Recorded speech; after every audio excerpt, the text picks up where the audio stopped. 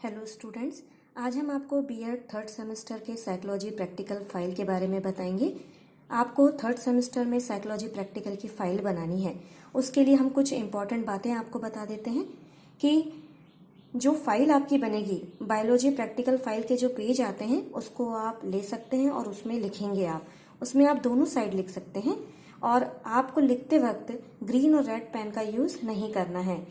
देखिए, psychology practical जो BEd का कोर्स है उसमें बहुत ही इम्पॉर्टेंट रोल प्ले करता है, जिसमें आपको इस बात का ध्यान रखना है कि आपकी जो फाइल है बहुत ही अट्रैक्टिव बननी चाहिए।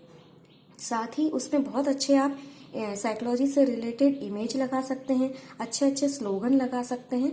तो जितनी अच्छी आपकी फाइल होगी उतना अच्छा आपके मार्क्स भी आएंगे। साथ ही साथ आपकी फाइल जब एक्सटर्नल या एग्जामिनर देखेगा तो उसे भी लगेगा कि इस फाइल में बहुत अच्छी मेहनत की गई है और आपके पढ़ने के लिए भी वो फाइल बहुत ही सहायता करेगी। तो यहाँ पे हम सबसे पहले आपको ये बताएंगे कि साइकोलॉजी प्रैक्टिकल फाइल आप कैसे लिखेंगे।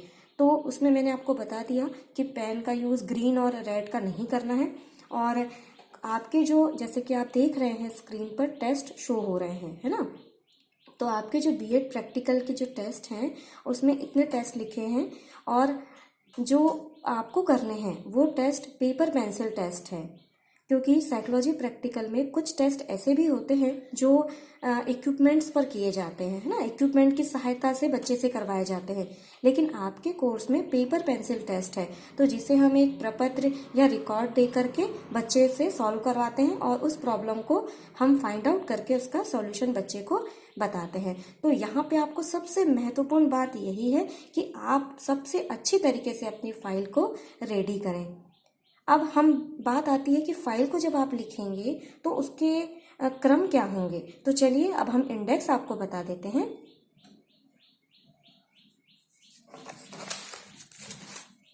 इंडेक्स में सबसे पहले आपको ये देखना है कि जो फाइल होगी, क्योंकि देखिए इसमें हमको 5 प्रैक्टिकल भी करने हैं साइकोलॉजी के, है ना। तो यहाँ पे हमारे प्रैक्टिकल तो बाद में स्टार्ट होंगे, सबसे पहले हमें तो उसका कुछ इंट्रोडक्शन वगैरह लिखना पड़ेगा। तो यहाँ पे सबसे पहले बात आती है मनोविज्ञान का अर्थ एवं परिभाषा, meaning of psychology and it's definition. देखिए, क्लास में भी कई बार हम चर्चा कर चुके हैं इस विषय पर और अभी हम थोड़ा सा शॉर्ट में आपको बता देते हैं, लेकिन आपको लिखना अपनी फाइल में थोड़ा अच्छे से है ना। थोड़ा लिखना है, इंट्रोडक्शन लिखिएगा, डेफिनेशन लिखिएगा। तो मनोविज्ञान व्यवहार का निश्चित विज्ञान है। Psychology is the positive science of behaviour, ठीक। क्योंकि यहाँ पे देखिए, साइकोलॉजी को कई प्रकार का साइंस कहा गया, लेकिन एट प्रेजेंट टाइम में इसे जो है साइंस ऑफ बिहेवियर कहा जाता है, ठीक। और यहाँ पे आपको ये थोड़ा लिखना है, इसका इंट्रोडक्शन थोड़ा शॉर्ट में लिखिएगा। अब बात आती है सेकंड पॉइंट, शिक्षा मनोविज्ञान का परिचय, इंट्रोडक्शन ऑफ एजुकेशनल साइकोलॉजी। तो देखिए, एजुकेशनल साइकोलॉजी के बहुत सारे स्कोप है, बहुत सारी जगह साइकोलॉजी का यूज किया जाता है, लेकिन शिक्षा, यदि एजुकेशन की बात करें तो एक टीचर के लिए साइकोलॉजी का नॉलेज होना बेहद जरूरी है। तो यहाँ पे शिक्षा मनोविज्ञान, मनोविज्ञान की वह शाखा है जिसका संबंध पढ़ने व सीखने से है। Educational psychology is the branch of psychology which deals with teaching and learning. तो यहाँ पे सीधी सी बात आती है कि एक टीचर का संबंध बच्चे से होता है और जब स्टूडेंट को जब हम लोग पढ़ाते हैं, क्योंकि साइकोलॉजी में ये बात बहुत महत्वपूर्ण है कि हम मशीनों पर काम नहीं कर रहे हैं। मशीन का मतलब, मशीन जब भी आप चालू करेंगे, रात हो दिन हो या कभी भी आप चालू करेंगे, तो वो एक जैसा वर्क करेगी। लेकिन स्टूडेंट पर जब आप काम करते हैं या स्टूडेंट के साथ मिलकर आप जब कोई चीज़ करते हैं तो वो हर समय एक जैसा वर्क नहीं देते। इसलिए उनके इमोशंस को, एटीट्यूड को, एप्टीट्यूड को, इंटेलिजेंसी को, बहुत सारी चीज़ों को हमको समझना होता है, तभी हम उनको एक अच्छा गाइड कर पाएंगे और वे स्टूडेंट अपनी लाइफ में सक्सेस हो पाएंगे। तो इसीलिए कई प्रकार के प्रैक्टिकल भी किए जाते हैं। देखिए, कई बार क्या होता है, हम एक जनरल ऑब्जर्वेशन भी क्लास में करते हैं, लेकिन यहाँ पे हम उनको एक ऑथेंटिक प्रैक्टिकल के माध्यम से उनकी क्वालिटी या उनकी प्रॉब्लम को फाइंड आउट करेंगे। अब बात आती है यहाँ पे थर्ड पॉइंट, प्रयोगात्मक मनोविज्ञान, experimental psychology.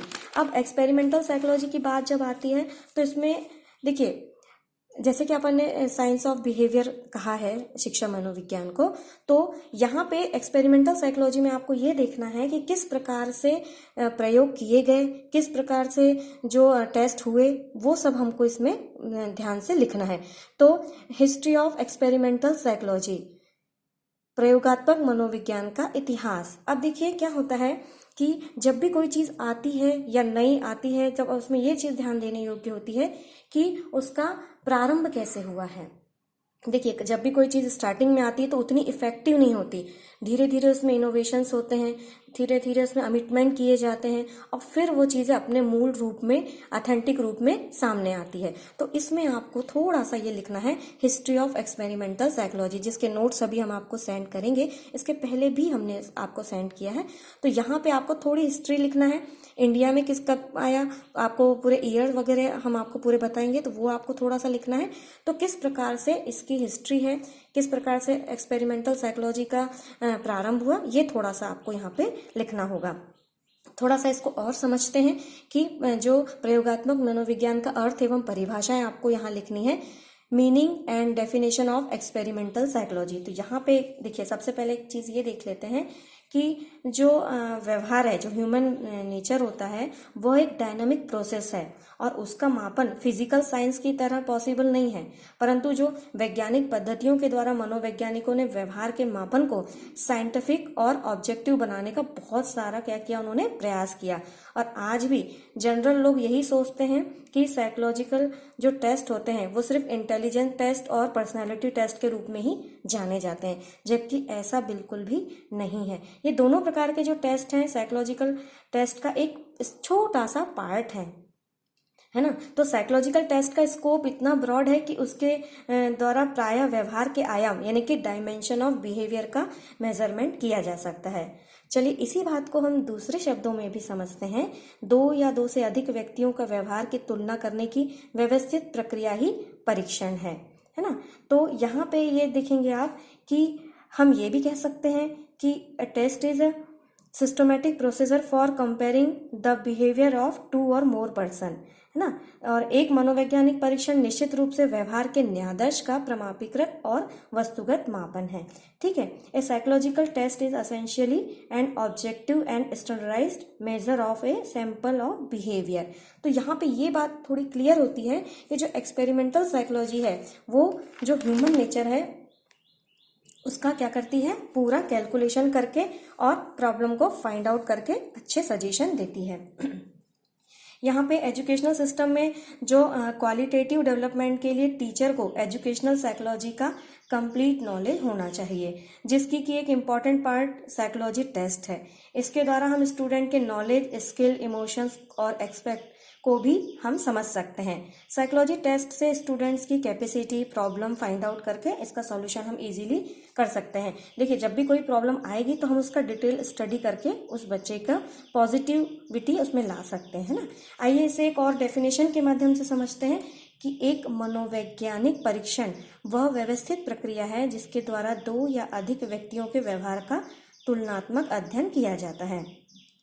Experimental psychology study human behaviour in different context, या फिर हम ये भी कह सकते हैं a set of items design to measure characteristics of human being in relation to other behaviour. ठीक है। तो यहाँ पे हमने ये थोड़ा देखा, हालांकि आपको लिखना थोड़ा और ज़्यादा है, जो कि हम नोट्स में आपको प्रोवाइड कराएंगे।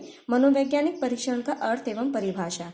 ठीक है। अब बात आती है कि मनोवैज्ञानिक परीक्षण की विशेषताएं, कैरेक्टरिस्टिक्स ऑफ साइकोलॉजिकल टेस्ट, इसको हम देख लेते हैं। तो देखिए सबसे पहला पॉइंट इसमें आता है, ये देखिए यहाँ पे हमने कुछ पॉइंट्स लिखे हैं जिनको आपको ये यहाँ पे लिखना है अच्छे से डिटेल करके। तो यहाँ पे सबसे पहला पॉइंट आता है वैलिडिटी का।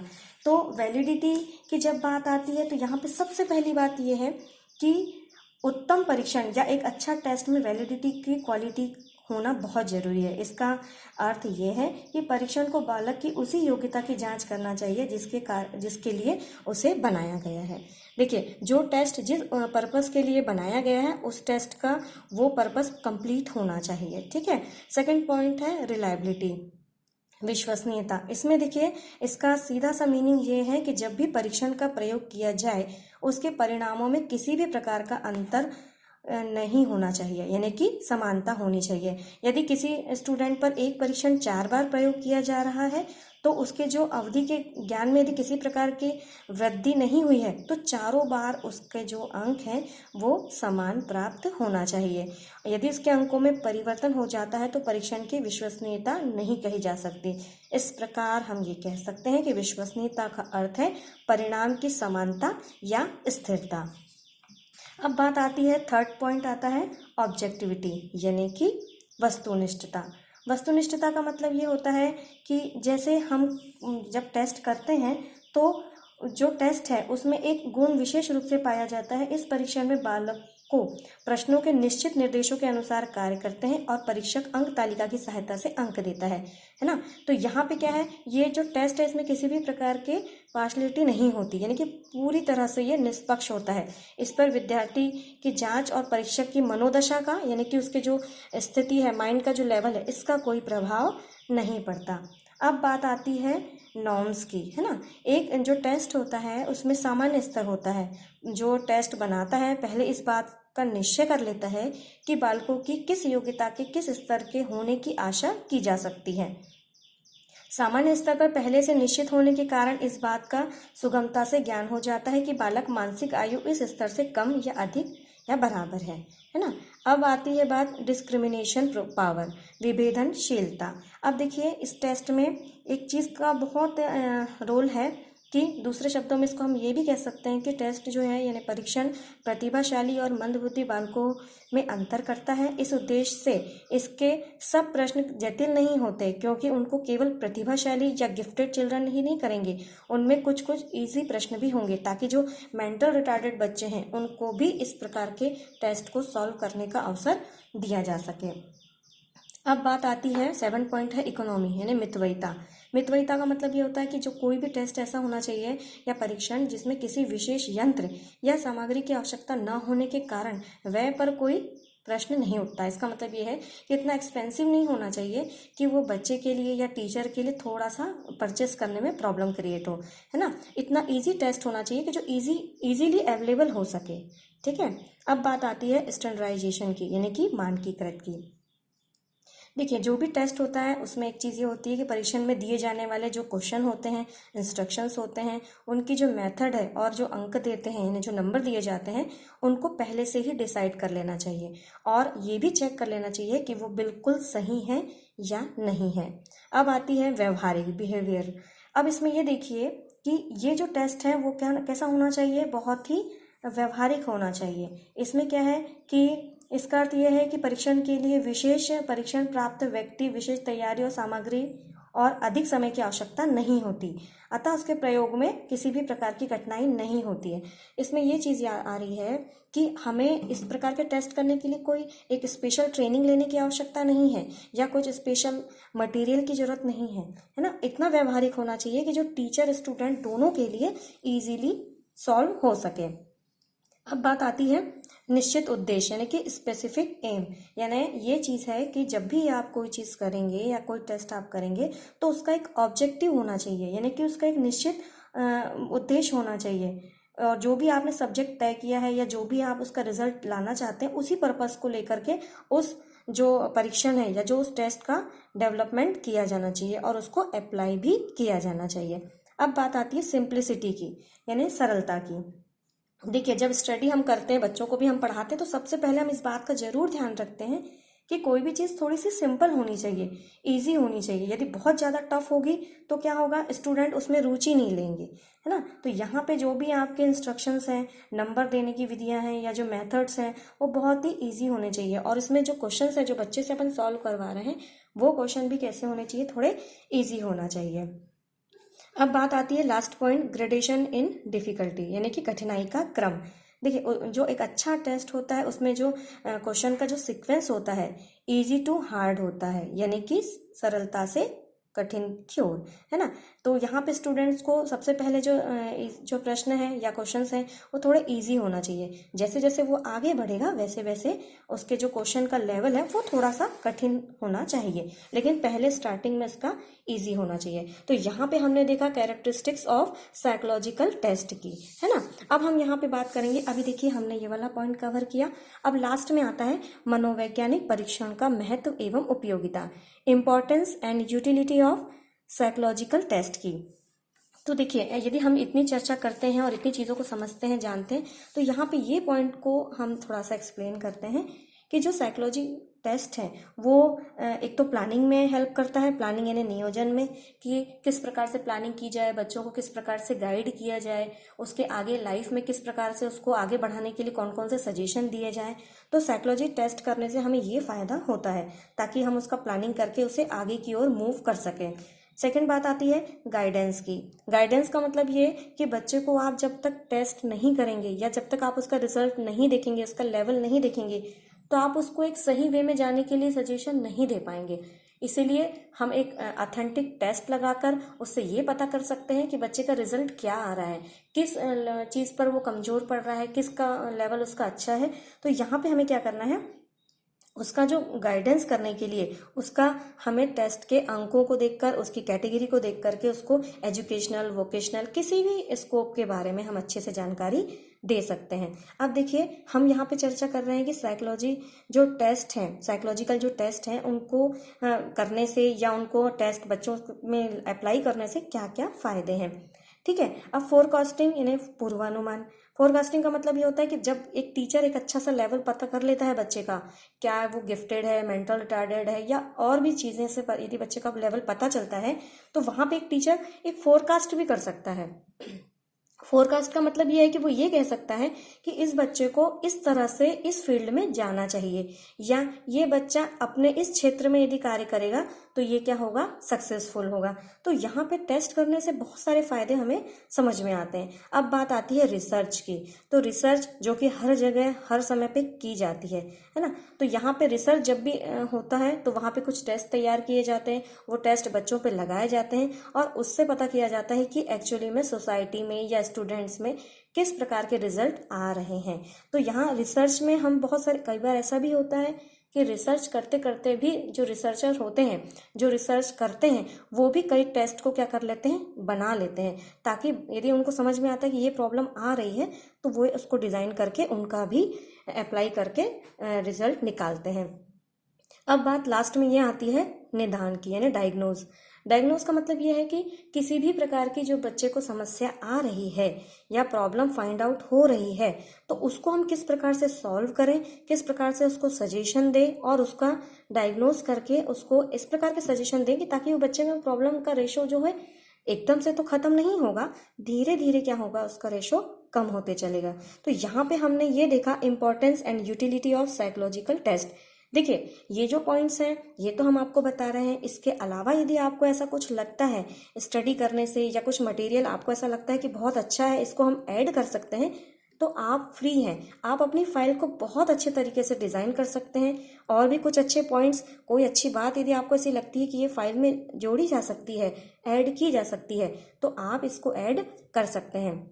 देखिए, आज के जो वीडियो है इसमें हमने सिर्फ आपको 3 पॉइंट के अंतर्गत थोड़ी बातें बताई हैं, है ना। लेकिन अभी इंडेक्स हमारा कंप्लीट नहीं हुआ है। अभी हमने जो साइकोलॉजी है, एजुकेशनल साइकोलॉजी है, एक्सपेरिमेंटल साइकोलॉजी है, इन्हीं के बारे में थोड़ी चर्चा की है। अभी हम इसके बाद का जो इंडेक्स है वो हम आपको नेक्स्ट क्लास में बताएंगे, और जब पूरा हमारा इंडेक्स हो जाएगा, हम इन चीज़ों को समझ चुके होंगे, फिर हम उनके एक्सपेरिमेंट यानी कि जो हमारे टेस्ट हैं उनको हम करेंगे, है ना। तो आप सबसे पहले जो भी हम मटेरियल आपको दे रहे हैं उनको लिखना स्टार्ट कर दीजिए, और इस तरह से हम धीरे धीरे अपनी क्लास में आगे बढ़ते चलेंगे। ठीक है, थैंक यू।